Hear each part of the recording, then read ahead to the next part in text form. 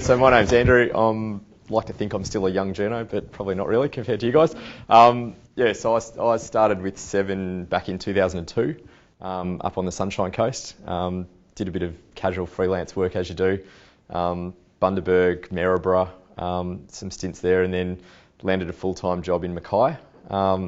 Did a few months there and then was lucky enough. Seven started local news, a little half-hour bulletin every night in Cairns and Townsville when the government, they changed the laws because back in late 90s, I think Channel 10 pulled out of Canberra, Cairns and Townsville. They shut down their newsroom, so the government changed the laws, and as part of the local content rules, Seven had to boost their presence there, so they decided to do full half-hour news with local teams. So I was lucky enough to be a part of the startup crew in Cairns, which was great. We were number 5 at 6 for the first 6 months. SBS beat us every night in the ratings. You'd look at them and we'd have 1,000 people watching and you think, why on earth did we bother? But it was a great experience. It was a fantastic regional market. We were head-to-head with Win. We had the Cairns Post, who were great. We had the ABC. We had a local commercial talkback station, which hardly any regional cities have these days. It was just a fantastic regional market to get to grow, and it was a really exciting time for the regional media up there. And I think the Queensland market is still quite exciting. Although obviously costs are the same as down here, you know, everybody's under pressure, but it's quite exciting. Came down to Melbourne in 2007 with Seven. Did 4 years down here as a weekend lineup producer, so working every weekend, putting the bulletin to air basically, and then reporting during the week, and then jumped ship to Channel 9 about 4.5 years ago. So that's where I've been. We'll go up and sort of take you around. Peter Hitchener's actually up there primed to give us the tour because he's going to give us a much better tour than I will. He's been there far, far longer. But feel free to ask us any questions you want during the tour. John? Oh, thanks. So how much social media are you using on your daily... Social media, a lot. Twitter is basically the de facto wires now. So you use Twitter for a lot of stuff. It's great not only for getting news and tips, but interacting with people, I find. Instagram is sort of just great for showing off photos, really. Facebook, I don't bother with so much for work, but I know work bothers with it for work, like the Nine Facebook page. They get a lot of comments and tips, and certainly for tracking down people, particularly finding relatives of victims. Those of you who are out there working already would know that it can be a very, very valuable tool for getting leads on things like that. Twitter as well, and even Instagram to some extent. Reddit, I have to admit, I don't fully understand how it works, but I'm sure that's useful as well. When I understand it, I'll get back to you on that. But yeah, social media has. I mean, I remember at uni, they were teaching us how to Google things. So just the way technology has changed is extraordinary. The fact that I can film something on my iPhone now, email it back to work, and have it on air within 30 seconds is incredible. I mean,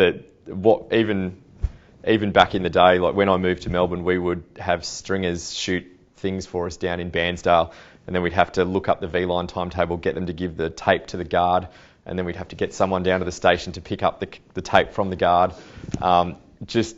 Whereas now you can just hit send and, it's got to compress, but it's with you within 20 minutes or whatever.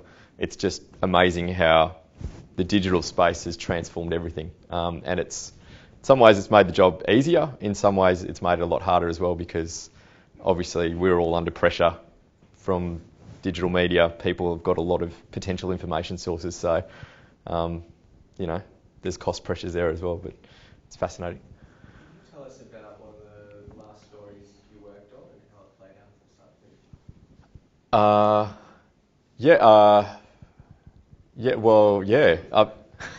So do one every day. Yesterday I did the riots in Greece, because our Euro correspondent told me he's on holidays. His backup Amelia was doing Nick Cave's son who died, so the network didn't have anyone to do Greece, so I did it out of Melbourne. So that was pretty easy. The feeds came in, I sat at my desk, and off we went. The day before, I did the usual political interviews in the morning, just what was around. It wasn't all that exciting. Work didn't love it that much. Then I got sent up to a dog that had been locked in a car park. That's how quiet the news day was. The driver got there 5 minutes before we did, so we got great shots of this cute little Labrador. The car was putrid. It had been locked in there for a while, but it wasn't locked in there anymore, so we managed to kill that story. And then I got sent out to Mount Waverley, to the big hole in the ground that is still a story today, for a late live cross, which was that was entertaining. We have to do these live 5:45 updates. It's the hardest live cross you do. It's a 4-second hit, where you sort of got to spit out your story in 4 seconds, and it's timed to the second, and they sort of try and cram 2 or 3 live crosses in there. Not the owners, but the students who were living in one of the houses that was in danger of falling over the cliff, arrived 3 minutes before that hit time. So we've had to get out of our position, go and try and interview them, all with studio in our ear going, where are you, where are you? 1 minute, it's like, panic. Jump back in position, yep, go, spit it out, send it back. So it was an entertaining evening. There we go. That was that day. No 2 days are the same. It's always different. Have you had any disasters during your life? I had, touch wood, I haven't had anything too bad. I talked about speed cameras that were raping us once by accident. And so I meant to say they were reaping millions of dollars, and I said raping and then just laughed. That wasn't good. And I had another one back at 7 when I was doing a sunrise live cross and just forgot what I was saying and did what's called gold fishing for about 7 seconds, which is where you just stand there and... Anyway, it wasn't. I didn't swear on air, and I reckon any cross where you don't swear is a good cross. So, so far, touch wood, that's been it. But you always get the little knot in your stomach before a live cross because it's live television, and if it can go wrong, it probably will. And I suspect the day that you don't get the knot in your stomach is probably the day to give it away, because you just need that little adrenaline hit to make sure you're alert and on your A game. So. You have to say like what you learned from working in the country most has kind of benefited you coming back. Probably the importance of nurturing good contacts. I don't think I've ever had as much job satisfaction as I had in Cairns. I loved doing stories that I felt were important and that I could see were important to the community. I loved the instant feedback. Like, you know, you couldn't afford to screw anybody over because you'd see them at the pub, and you'd have to buy a lot of beer. I really loved that, being connected, and you don't get that down here. But it really taught me the value of good contact. And one of the best contacts I ever made was some bloke who he was an ambulant, like a paramedic, who was standing up the back of some boring function, and he and I were just having a cup of tea and having a yak, and he was a paramedic at some far-flung ambulance station, and we just got chatting, and he used to call me about stuff that, you know, if they'd saved somebody's life, and occasionally we'd traipse up, because it's about a 2.5 hour drive, we'd traipse up and do a feel-good story on their little ambulance station. We only did 1 or 2 with him, but then he joined liquor licensing, and so had the in on as an inspector, so had the in on all these brawls and things like that. And he was fantastic because CCTV just started falling off the back of a truck, and it was a great contact for us, and it's just sort of proof that you just never know where you're going to make contacts. Be nice to everybody, be friendly, never burn a bridge, because you never know when you might need the bridge. And I think that was probably my most valuable lesson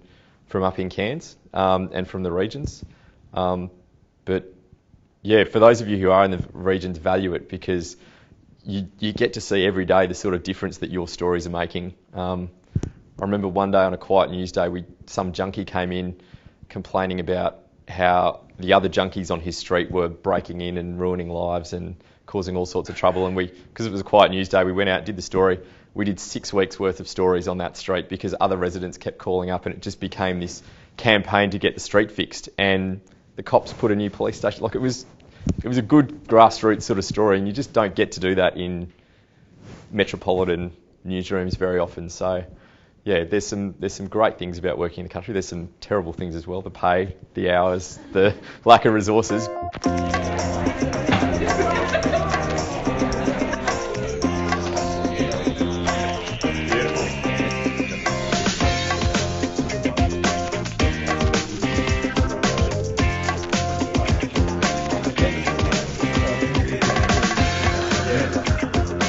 How do you think the 24-hour news cycles change the way that you report the evening news? Oh, it's amazing, isn't it? It's amazing, because this morning, for instance, I had a radio thing to do. I do a lot of outreach in my job, which is, again, making connections, as I was saying before to Tara.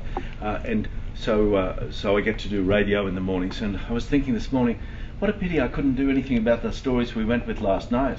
You know, it's also last year. The next day, you've got to just start all over again and start afresh. Fortunately, the houses that are teetering on the brink it's still an interesting story, so I was able to use that one, and I thought I'll just mention Bronwyn Bishop just one more time, and but the rest of it was, you know, the tennis bad boys, the latest, the atomic outrage, and that sort of thing. So, you know, there was plenty to talk about, but you're absolutely right, Dolly. The 24-hour news cycle, actually I don't even know that it lasts for 24 hours now.